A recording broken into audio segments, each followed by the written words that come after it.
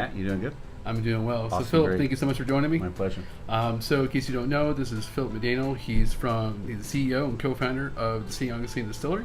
And in case you can't guess, St. Augustine, Florida. For a promotion company, did you keep any of the toys that your company made? Do you have like a collection at home? You know, at this point, I have some of the toys, original toys. I certainly don't have all of them, but I have photographs of most everything, and I'll share those with the kids one day, and they can say, "What was Dad doing before he was making bourbon?" And they'll look and see what he was making toys. He was making toys. So basically, you've been making stuff that your personal kids have enjoyed, from toys now to bourbon to adulthood. Now they have a different kind of toy. They have liquid toys, liquid fun, as we call it. So that's awesome. Yeah. So hey, if you're looking for someone else to adopt, this guy here is ready to be part of the family. Come on, man, we're ready. You already are. Now this building looks pretty old. I mean, I can see some of the old brick and some of the old stucco and like different shades of brick and everything. How old is this building? So the building that we're seated in right now was actually built in 1917. Wow. It was the second phase of an industrial power plant built in 1905. So in 1905, the company called St. John's Power and Light built the first direct current electricity factory here. They would take coal. Mr. Flagler, those of you who know Henry Flagler, if you don't research him, he's a big deal. But Henry Flagler basically was one of the pioneers of Florida back in the late 1800s. St. Augustine was really his first home base, and so we had access to rail here in this city, unlike many others. And they would bring in coal just behind the building here, and they would burn that coal to create direct current electricity. It powered the first electricity in St. Augustine. Wow. And then in 1917, they came along with the technology to be able to make ice by freezing ammonia, compressing ammonia basically in a sealed tube, copper tubing. It created super cold temperatures, and then they would use those temperatures, Matt, to make ice. So. In case you don't already realize, Florida gets super, super hot like every day of the year. Yeah. Only a couple weeks out of the year do we actually get chilly weather. So just to let you know about that. So it's important to have ice in Florida, especially being so close to the ports. You know, so the fishermen and everyone have access to ice, and of course stores and meat markets. And absolutely. If you think back in the day, I mean, Florida was just coming out of Reconstruction. Civil War had been in it for 40 or 50 years. There was virtually no industry, no business here. So what did they have? They had their, bounty of the sea. Literally, we had some of the best shrimp and fish, and they were growing agriculture here for the Flagler Hotel. So you had this regional bounty of agriculture, both maritime and grown. And if you couldn't move it to other markets, it was basically worthless, right? So to be able to have a rail system that could move, that produce, if you will, to New York and Chicago and other cities, Washington, and do it quickly, ice was really the magic to that, because you could literally catch, thousands of pounds of shrimp, put it on ice, and in 24, 36 hours, you could have it moved to the harbor of New York. Wow. In the winter, where there was no shrimp. I mean, that was a big deal. And so this complex that we're in today was probably, if not the most, one of the most important commercial complex power and ice complexes in Florida of the day. So we take great pride in knowing that we saved the building. There was some question whether or not it had the structural integrity. We put a lot of research and mechanical engineering, structural engineering into fixing up the building. We had to rebuild 2 walls. We had to put in new steel. There was new parts of a roof we had to put on. Wow. There was a lot of love that went into the building, but we felt so proud and honored to be able to take a building. Right, the history behind it. Yeah, and I love the fact that 100 years ago they were making the first commercial ice in Florida here, and here we are a century later making what we believe to be the first real professional bourbon being made in the States. So it's a big deal. That's kind of fun. That's huge. I mean, I guess you guys didn't catch that. They were one of the first ice plants 100 years ago here in Florida. Fast forward literally almost 100 years ago, or 100 years later, and now they're one of the first, in my opinion, one of the best bourbons I've ever had, not only in the state of Florida, but just in general. Thanks, Such man. a good bourbon. Means a lot. Good job on that bourbon. Thanks. So how many people are you getting per year right now? So we're up to about 150 to 155,000 visitors a year. Wow. We're one of the most visited distilleries in the country. I think we get as many, if not more, than Makers and Woodford and Jack and Jim, because they're in Kentucky. They're on the Kentucky Bourbon Trail, but you really have to want to go to get there. We're in one of the most visited cities in America, in St. Augustine. Yeah, big tourist area. Yeah, so we get a lot of passive visitors who come in here, but we get, on average, 400 to 500 visitors a day.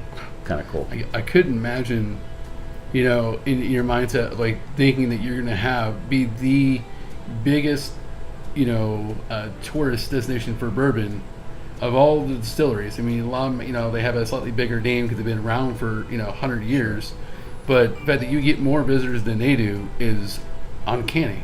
I couldn't imagine. We were so fortunate. We had a vision, we had a dream that we wanted to make something exceptional. So I told you repeatedly this morning, our first commitment is to excellence. I did not want to make any spirit or product, frankly, that wasn't excellent, something that I wouldn't enjoy drinking myself. And so we set out to create a very, very high standard for what we did. And I think if you really want to get a sense of the company, as I said, go look at our TripAdvisor reviews. I think we've had over 6,300 or close to 6,300 reviews in just a little over 4 years. And if you compare that to Maker's Mark or Jim Beam or Jack Daniels or Buffalo Trace, any of the other big bourbon houses, I think we have more than anybody right now. And virtually all of them are 4 or 5 stars. So we're really, really proud of that. And if you want to get true insight to the company, go read some of the reviews, and people will tell you what they experience when they come here. So sure. Hopefully some of your viewers will maybe go do that, and then that will encourage them to want to come for a visit. Yeah, if you're ever in the St. Augustine area, please come by, visit, hang out. I mean, there's a connected restaurant that's a super great restaurant. I've been there several times. How many bourbon barrels do you think you have on hand right now? I think right now we've got about a little over 2,000 barrels sitting in inventory right now. Sure, of just bourbon? Yeah. Wow. How many do you make per within a given month? We're doing between 40 and 60 barrels a month. So okay. Yeah, and every drop in those barrels are delicious. Dave Pickrell, who was our master founding distiller 7 years ago from Maker's Mark. Dave Pickrell? The Dave Pickrell. Wow. Dave helped design and engineer and build this place for us. Dave was able to put us on to some used barrels from Makers. He made some phone calls. Sure. And in case you guys don't know who Dave Pickrell is, can you describe some of the major brands that Dave Pickrell has been a part of? Yeah. So Dave was he was for 15 years. He was the head distiller at Maker's Mark in Loretto, Kentucky. And so his job was basically take what Bill Samuels made and said, keep making it great and make it better. Right. So he did that for 15 years. Dave then went on to be a co-founder in Whistlepig, right. Which is one of the most popular whiskeys today. He also works with some other brands, Hill Rock out of upstate New York. And Dave also, I think, he'll have many legacies. One of them is the fact that he's probably been the engineer or consultant to as many as 30 or 40 craft distilleries. So he will be kind of the Johnny Appleseed of craft distilling in the country. Sure. I don't think anybody has helped start more distilleries than Pickrell. And he's just an incredible resource. So you definitely had a really good foundation. And you talked about earlier about the making sure that you're making your product in your company is foundation of excellence. Right. I mean, I don't think you could have found somebody better to help you kind of get the thing started than him. We were extremely lucky. I mean, yeah. we made a very significant investment in this company here, several multi-million dollars. And I didn't want to take our money, my partner's money, and just say, hey, I'm going to try and learn how to distill. Yeah. There's a lot of guys out there making respectable spirits on their own, but I did not want to make the assumption that I could go from no knowledge to all of a sudden making great spirits right out of the box. There's one of my favorite expressions in life, is you only have one chance to make a first impression. And think about that. So if you're going to make a whiskey, and I've heard this time and time again, where people have, bought a still, they went to a couple of classes, they started making it, and they said, isn't this great? And they taste their brother, and he goes, it's awesome. And then they taste their brother, and they taste all their friends and family who know them and like them, and they say, yeah, it's delicious. And then you actually put it in competitions, and you taste it side by side with, whiskey made by professionals, and it's dramatically different. Yeah. I did not want to take a chance, and I felt like the only way I could have a chance of success would be to make sure I hired the very best. So when you're developing your bourbon, 8 years ago, when you first were kind of doing all that, what were some of your inspirations of you obviously like bourbon, you like whiskey. Yep. So obviously there had to be some kind of inspiration. What were the brands that kind of say, I want my brand to be kind of like this? So I thought about it both from a personal consumption standpoint, and I also thought about it from a business standpoint, right? And keep in mind, our goal was to make, excellent product, but also have a successful, business. we knew that a majority of our visitors were going to be visitors, tourists who were going to come through. Many of them may have a palate for bourbon. Some may be very sophisticated. For others, it's going to be maybe their first time. Right. And I know as I tasted through the different bourbons that I've had, I found that a wheated bourbon was much more approachable. If you took a Maker's Mark or Weller's or any of the really, really great wheated bourbons that are out there, they're much easier to drink. It's much more, they're more kind to the palate, if you will. I love rye whiskey. I love rye, a rye forward bourbon.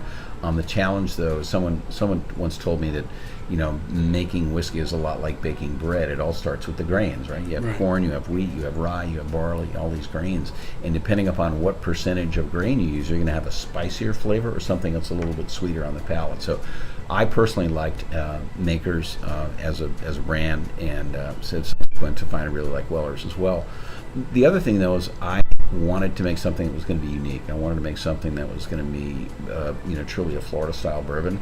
I also love Scotch, and it turns out that around the time I was developing this almost 7-8 years ago, Stranahan's was one of the first really popular whiskeys. It was a Colorado malted barley whiskey that had just come out. It had been out for about 4 years when I first had it, and it was delicious. So sort of making a long story short, I was able to reach out and connect with the founding distiller at Stranahan's, a guy named Jake Norris. You have all the connections, don't you?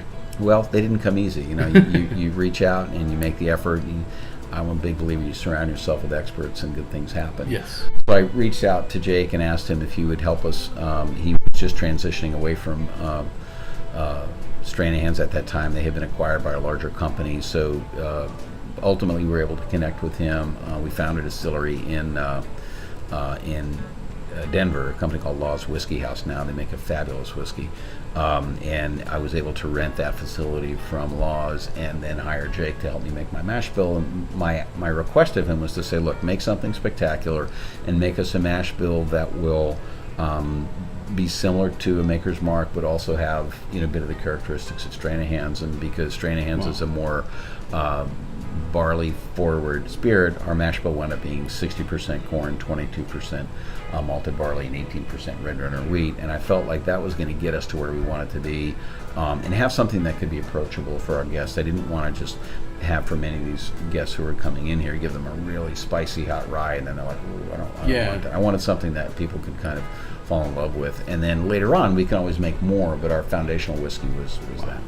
Does that make sense? No, that makes perfect sense. Yeah. That's great. I think it's always kind of fun to hear the backstory of, they see, here's St. Augustine Distillery, here's my product, and then seeing where it came from and the path that got you there. It wasn't just, hey, let's make bourbon, and then 3 years later you have a bourbon. It took you almost 10 years to get you from inception or idea to product in the bottle. So that's and that's the thing we felt very strongly about. We're big on transparency. We're big on letting people be part of this journey with us, right? And there's nothing wrong with that. Just for us, that was not part of our ethos. Our ethos was, look, we want to make the best first products that we can, particularly in this environment. Here in St. Augustine, it's going to make a different whiskey than even in Orlando or Tampa or Miami because of the climate and where we are. So we wanted to make something that was going to be unique to our area and hopefully delicious. And so I know in Florida that you're limited by the amount of years you can age your barrels based on the heat and humidity. Right. But do you have any plans, or are there any plans of trying to age it longer by, would it be more of a controlled environment, like in a smaller building where you can't control the heat and humidity, or is it usually going to stick with the 3? So we are, at this point we have some barrels that are 4 years old. Okay. So in fact, some of them are downstairs that you just saw are some of our oldest. So we are actually holding back. We might go down and go visit We those. might just have to go say hello and introduce you to them. But what we're finding is that, in the first year or two, we're getting a lot of absorption into the barrel. And the good news is the heavy angel share losses that we thought we were going to have. Because two things happen when you leave spirit in a barrel too long. You either have over oaking or evaporative loss. And what we've learned, we're angel share. And what we've learned in our particular case is that, particularly with our 53-gallon barrels, as long as they have the right char profile, they can go 4 or 5 years, no problem. We're going to have a little bit more aggressive angel share loss. but it's okay. I mean, so we have product that we'll leave down 5 and 6 years. We're going to see how it takes. I mean, wines and whiskeys are not dissimilar in the fact that sometimes you can leave something, in the barrel too long, or that bottle peaked. It was a 2014 cab, and if you don't drink it, by this date, it's going to actually start going bad. It's not unlike that in a barrel where you could have this, and we haven't gotten there yet. But we're discovering that the longer you leave it in there, depending upon the char level, the flavor, very interesting things happen after every 6 months, 8 months. You can see these dramatic shifts in the way that the barrels taste. Is pretty amazing. So we're gonna hold some of them back as long as we can, and no, our goal is to continue to research and test and experiment to see that's great how we make the best spirits we can in Florida. That's awesome. Cool. Pause. And then, so you mentioned a while ago about the angel share. On your average 53 barrel, what percent are you losing for the angel share right now? So in the first year, we had about a 10% loss, which is quite a bit, 10 to 12. It's now settled down. We're losing about 6 to 8% per year. So probably by a 3-year, we will have lost, my guess would be between 15 and 18%, which is high. Sure. It's double the standard in Kentucky because, again, you don't have the year-round heat. And intensity. So, but what we don't want to do is start artificially. I don't want to try and recreate, conditions that are found in other states. Because if you're going to do that, you may as well just make the spirit there. Sure. Right. I don't want to make Kentucky bourbon in Florida. I want to make Florida bourbon in Florida. Florida. Yeah. Right. So, what made you want to get into the bourbon market?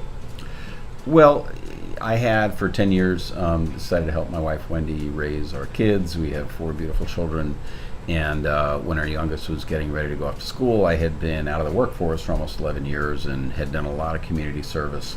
Helped build a couple of skate parks here in town, helped developed an arts council, saved a beautiful art studio over on St. Augustine Beach, and helped kind of give birth to St. Augustine Amphitheater, and had a lot of fun giving back in those times. And I learned that, for me anyway, being able to help the community and better the community that I lived in was really important to me.